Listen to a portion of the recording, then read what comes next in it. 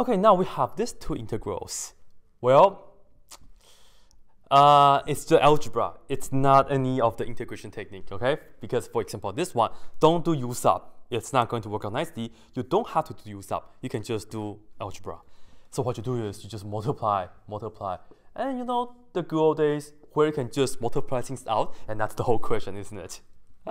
Anyway, integral, and when you do this times that, you get x to the fourth power, and when you do this times that, you get x to the third power. When you do this times that, you get x, and when you do this times that, you get 1. So just multiply it out. So you see that you have this plus that plus that plus that. You can just integrate them term by term because it's just additions. So the first one you get 1 over 5 x to the fifth power. The second one you get 1 over 4 x to the fourth power.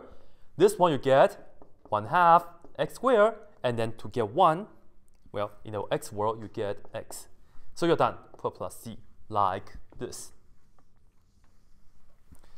Alright, now take a look at this one though. We have x to the third power plus 1 over x plus 1.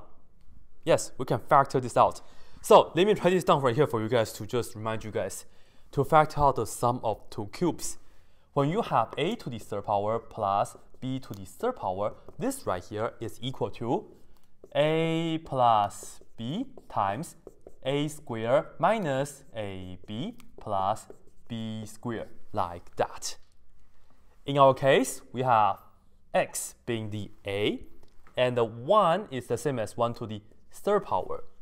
So we can totally factor this out.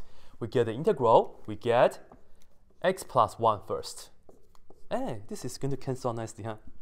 And then the rest is going to be x to the second power, and then minus x times 1, which is just x. And then in the end, we put on plus 1 squared, which is just 1, like that. So we use this formula to factor this out. Over x plus 1, of course, still dx. And then, of course, we have to cancel out this and that. Very nice, very nice. And in the end, we are just integrating x squared minus x plus 1. And we pretty much do the same thing.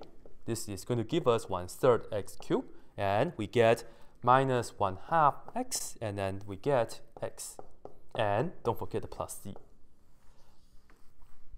That's it.